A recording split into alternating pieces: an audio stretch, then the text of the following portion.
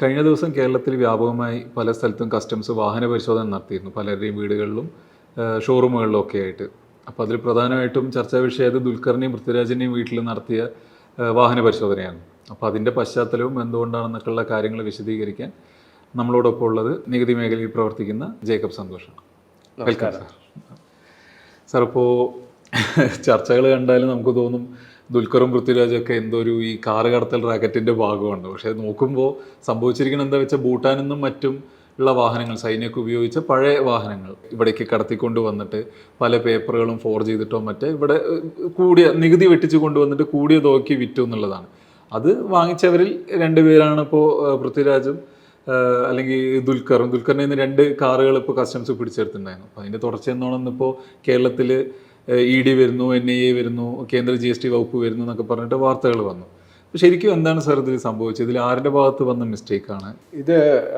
ഇപ്പം പറഞ്ഞ പോലെ ഭൂട്ടാനിൽ നിന്ന് സൈന്യം ഉപേക്ഷിച്ച വാഹനമാണെന്ന് പറയുന്നു.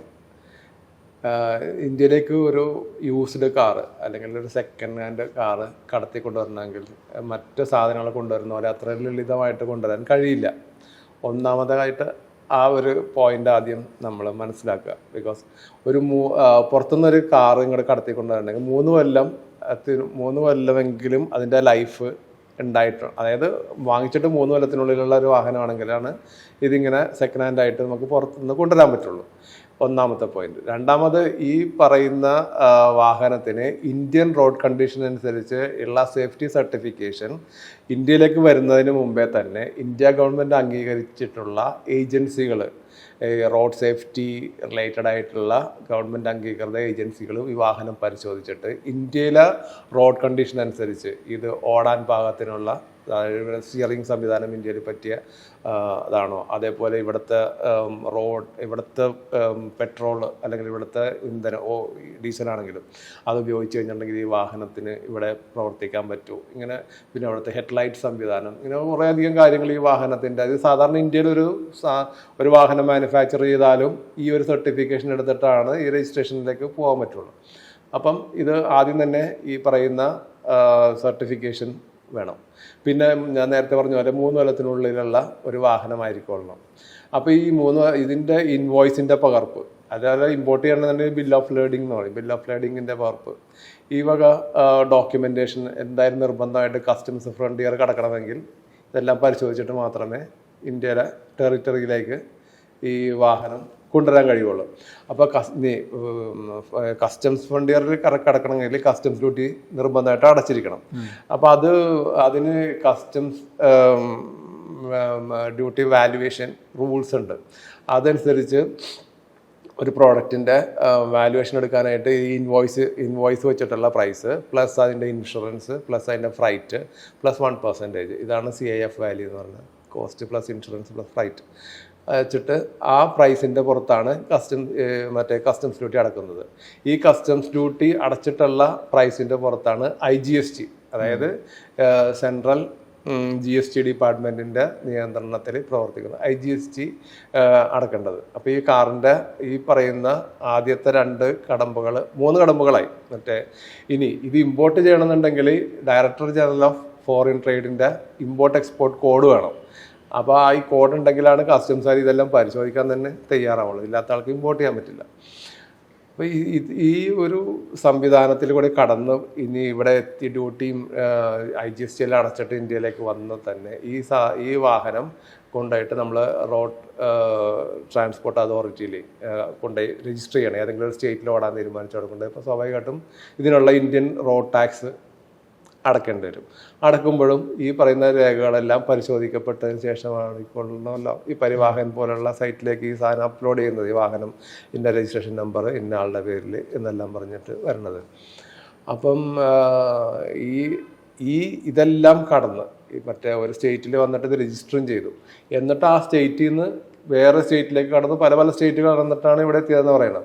സ്വാഭാവികമായിട്ടും ഓരോ സ്റ്റേറ്റിലേക്ക് പോകുമ്പോഴും അവിടെ നിന്നെല്ലാം NOC നോ ഒബ്ജക്ഷൻ സർട്ടിഫിക്കറ്റ് എടുത്ത് അവിടുത്തെ RTO സർട്ടിഫൈ ചെയ്ത് അവിടുത്തെ പോലീസ് സർട്ടിഫൈ ചെയ്ത് കേസൊന്നും ഇല്ലയെന്ന് പറഞ്ഞു ഇങ്ങനെയാണ് ഇത് ട്രാൻസ്ഫർ വരേണ്ടത്. അപ്പം ഇത്രയും കടമ്പകൾ കടന്ന് അവസാനം ഇതൊരു ദുൽഖറിൻ്റെ അടുത്ത് അല്ലെങ്കിൽ ഒരു പൃഥ്വിരാജിൻ്റെ അടുത്തേക്ക് എത്തുമ്പോഴത്തേക്കും എത്രയോ കൈമറിഞ്ഞു വന്നു കഴിഞ്ഞു.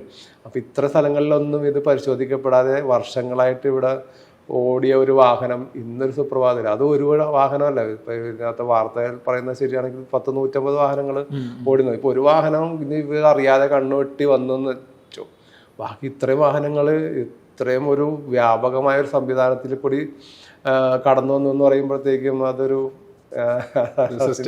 സംവിധാനത്തിന്റെ ഒരു തകരാറായിട്ടാണ് എനിക്ക് തോന്നുന്നത്. അതാണ് അതിന്റെ ഒരു പ്രശ്നം. ഇതിലിപ്പോ ഒരു വീഴ്ച എന്നതിന്റെ അപ്പുറത്തേക്ക് ഇപ്പൊ ഒരു എന്താ പറയുക, ടേക്ക് കെയർ അല്ലെങ്കിൽ ഒരു കെയർ മെഷർ ആയിട്ട് ഇപ്പൊ ദുൽഖറിനോ അല്ലെങ്കിൽ ഒരു നാളെ ഒരു വാഹനം വാങ്ങുന്ന ഒരാൾ, ഇതുപോലത്തെ ഒരു വിന്റേജ് കാറൊക്കെ വാങ്ങണം എന്ന് ആഗ്രഹിക്കുന്ന ഒരാൾക്ക് എടുക്കാവുന്ന മെഷേഴ്സ് അല്ല, ഇതിനകത്ത് വേറൊരു പ്രധാന പോയിന്റ് എന്ന് പറയുന്നത്, ഇപ്പൊ ഈ കാറ് വാങ്ങിച്ചു, അപ്പൊ ഈ കാറ് വാങ്ങിക്കുമ്പോഴത്തേക്കും ഇതിനുള്ള കൺസിഡറേഷൻ കൊടുത്തിട്ടുണ്ടല്ലോ. ഇത് കൺസിഡറേഷൻ ചെറിയ എമൗണ്ട് എന്നല്ല ഇവർ പറയുന്നതാണ്, 40 ലക്ഷം 50 ലക്ഷം രൂപ. അപ്പോൾ അത് ബാങ്ക് വഴിയായിരിക്കും ഒരു ട്രാൻസാക്ഷൻ പോകുന്നത്. അപ്പോൾ ഇവരുടെ ബുക്സ് ഓഫ് അക്കൗണ്ട്സിൽ ഇത് റിഫ്ലക്ട് ചെയ്തിട്ടുണ്ടാവണം. അപ്പോൾ ഇത് ആർക്കാണ് അടുത്തത്, ആരുടെ കയ്യിലേക്ക്, ആരാണ് ഇതിൻ്റെ സെല്ലർ എന്നുള്ളത് വളരെ കൃത്യമായിട്ട് കിട്ടാനായിട്ട് സാധ്യത ഉള്ളതാണ്. പ്രത്യേകിച്ച് നമ്മുടെ ഇന്നത്തെ സംവിധാനം അനുസരിച്ച് ഇൻകം ടാക്സിലേക്ക് ഹൈ വാല്യൂ ട്രാൻസാക്ഷൻ എല്ലാം റിപ്പോർട്ട് ചെയ്യപ്പെടുന്നുണ്ട്. ആനുവൽ ഇൻഫർമേഷൻ സ്റ്റേറ്റ്മെൻറ്റ് പ്രകാരം അത് ബാങ്കുകൾ വഴിയാണെന്നുണ്ടെങ്കിലും കിട്ടും. പിന്നെ അതുപോലെ ഇത്തരം ആളുകൾക്കിടയൊക്കെ അക്കൗണ്ട്സ് ഒക്കെ എന്തായാലും ഓഡിറ്റ് ചെയ്യപ്പെടുന്നതാണ്. സ്വാഭാവികമായിട്ടും ഇതിൻ്റെ എല്ലാം പ്രോപ്പറായിട്ടുള്ള ഒരു ഓഡിറ്റ് സംവിധാനം എല്ലാം നമ്മുടെ രാജ്യത്തുള്ളപ്പോൾ ഇങ്ങനെ ഒരു സംഗതി നടന്നിട്ടുണ്ടെങ്കിൽ അത് വലിയൊരു ഇക്കണോമിക് ഒഫൻസ് കൂടെ ആയിട്ടാണ് ചിത്രീകരിക്കപ്പെടുക. അതുകൊണ്ടിട്ടാണ് ആദ്യം സൂചിപ്പിച്ച പോലെ കേന്ദ്ര ഏജൻസികളുടെയൊക്കെ ഇതിൽ റഡാറിലേക്ക് ഈ സംഗതി വരുന്നത്. ബിക്കോസ് ഇങ്ങനെ ഒരു പൈസ കൈമാറ്റം ചെയ്യപ്പെട്ടിട്ടുണ്ടെങ്കിൽ അത് എങ്ങനെ ഏതെല്ലാം ആളുകളിലേക്ക് എത്തി എന്നുള്ളതൊരു വലിയൊരു ചോദ്യമാണ്. അപ്പം അങ്ങനത്തെ ഒരു ഇതുണ്ടെങ്കിൽ നമ്മൾ തന്നെ സ്വയം പരിശോധിക്കേണ്ടതല്ലേ. നമ്മളിപ്പോൾ ഒരു ചെറിയ കാറ് വാങ്ങിക്കുകയാണെങ്കിൽ പോലും നമ്മളത് ബാങ്ക് വഴി അല്ലെങ്കിൽ അതിൻ്റെ പ്രോപ്പർ ഇത് വെച്ചിട്ടായിരിക്കുള്ളൂ സാധാരണ ഒരു മനുഷ്യൻ ഒരു 2 വീലർ ആണെങ്കിലും വാങ്ങിക്കൊള്ളല്ലോ. EMI ഒക്കെ ഉണ്ടെങ്കിൽ അതാണ് നോർമൽ പ്രാക്ടീസ്. ഇനിയിപ്പോൾ പോട്ടെ ക്യാഷ് കൊടുത്ത് വാങ്ങിച്ചു എന്ന് വെച്ചാൽ എന്നാലും അതിൻ്റെ ഇൻവോയ്സും എല്ലാ സാധനങ്ങളൊക്കെ ഉണ്ടാവുമല്ലോ. അപ്പോൾ ഇതൊന്നും ഇല്ലാതെ വാങ്ങിക്കുമ്പോഴും കൂടെ ഒക്കെ ശ്രദ്ധിക്കേണ്ടത് ആണെന്നുള്ളതാണ് ഒന്നാമത്തെ പോയിന്റ്. പിന്നെ ഈ പറഞ്ഞ പോലെ പല ആൾക്കാരുടെ കയ്യിൽ നിന്ന് കൈമറിഞ്ഞു വന്നതാണെന്ന് പറയുന്നു. നമ്മളിപ്പോൾ സ്ഥലമൊക്കെ വാങ്ങിക്കുമ്പോഴത്തേക്കും എൻകംബറൻസ് എടുക്കാൻ പറയും. ഇപ്പോൾ ബാങ്കിൽ ലോൺ ഉണ്ടെങ്കിൽ അല്ലെങ്കിൽ ഇപ്പോൾ ഒരാൾ പുതിയതായിട്ട് സ്ഥലം വേറൊരാളുടെ നിന്ന് വാങ്ങിക്കണമെങ്കിൽ അയാൾ ഇതിനകത്ത് ബാധ്യത ഉണ്ടോയെന്നുള്ള പരിശോധിക്കാൻ വേണ്ടിയിട്ട് എൻകംബറൻസ് സർട്ടിഫിക്കറ്റ് എടുക്കും. അതേപോലെ ഒരു സംവിധാനം ഇപ്പോൾ ഈ പരിവാഹൻ സൈറ്റൊക്കെ വളരെ എന്താണ് ഓട്ടോമേറ്റഡ് ആയിട്ട് പ്രവർത്തിക്കുമ്പോഴത്തേക്കും അങ്ങനെ ഒരാൾക്ക് ഇപ്പോൾ എനിക്കൊരു കാർ വാങ്ങിക്കണമെന്നുണ്ടെങ്കിൽ ഇതുപോലെ പഴയ കാറാണെങ്കിൽ അതിൻ്റെ ഒരു ഹിസ്റ്ററി എനിക്ക് ഒരു ഓതറൈസ്ഡ് ഏജൻസിയിൽ നിന്ന് അല്ലെങ്കിൽ ഈ പറയുന്ന റോഡ് ടാക്സ് അതോറിറ്റിയിൽ നിന്നോ അല്ലെങ്കിൽ ഈ കസ്റ്റംസ് ക്ലിയറൻസ് ഒക്കെ ഉള്ളതാണെന്നുണ്ടെങ്കിൽ അവരുടെ ഒരു സർട്ടിഫിക്കേഷൻ കിട്ടാനായിട്ടുള്ള ഒരു നിശ്ചിത ഫീസ് അടച്ചു കഴിഞ്ഞിട്ടുണ്ടെങ്കിൽ കിട്ടാനായിട്ടുള്ള ഒരു സംവിധാനം ഉണ്ടെങ്കിൽ കുറേ കൂടി സുതാര്യമായിട്ട് ധൈര്യമായിട്ട് ആൾക്ക് വാങ്ങിക്കാനും കഴിയും. അത് പ്രോപ്പറായിട്ട് അക്കൗണ്ട് ചെയ്ത് അവർക്ക് ബുക്സിൽ റിഫ്ലക്റ്റ് ചെയ്ത് കൊണ്ടുവരാനും കഴിയും.